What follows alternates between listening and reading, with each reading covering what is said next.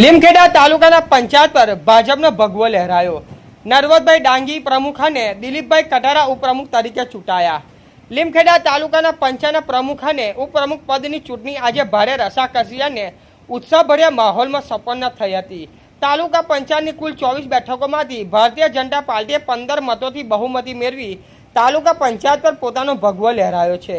ચૂંટણીના પરિણામો અનુસાર દુધિયા બેઠકના ભાજપના સભ્ય નરવતભાઈ રામસિંહભાઈ ડાંગી લીમખેડા તાલુકાના પંચાયતના નવા પ્રમુખ તરીકે, જ્યારે પાનિયા બેઠકના દિલીપભાઈ ગુલાબભાઈ કટારા ઉપપ્રમુખ તરીકે ચૂંટાઈ આવ્યા છે। લીમખેડા તાલુકાના પંચાયતની કુલ 24 બેઠકોથી ચૂંટણીના ભાજપને 14 બેઠકો મળી હતી, જ્યારે આમ આદમી પાર્ટીએ 9 બેઠકો પર જીત મેળવી હતી। ઉપરાંત પોલીસી મર બેઠક પરથી એક અપક્ષ ઉમેદવાર વિજેતા બન્યા હતા। આજ રોજ યોજાયેલી પ્રમુખ ઉપપ્રમુખની વરણીમાં ભાજપ અને આમ આદમી પાર્ટી વચ્ચે સીધી ટક્કર જોવા મળી હતી।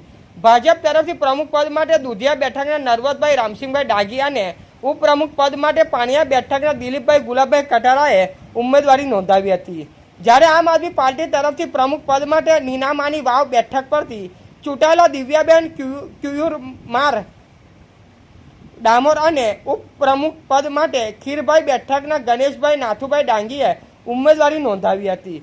ચૂંટણી પ્રક્રિયા દરમિયાન યોજાયેલા મતદાનમાં ભાજપના ઉમેદવારોને કુલ 15 મતો મળ્યા હતા। ભાજપના પોતાના 14 સભ્યો ઉપરાંત પોલીસી મર બેઠકના અપક્ષ સભ્ય પણ ભાજપના ઉમેદવારોને સમર્થન આપતા બંને ઉમેદવારોએ સ્પષ્ટ બહુમતી સાથે વિજેતા જાહેર થયા હતા। બીજી તરફ આમ આદમી પાર્ટીના ઉમેદવારો તેમના પક્ષના તમામ 9 સભ્યોના મતો મળ્યા હતા।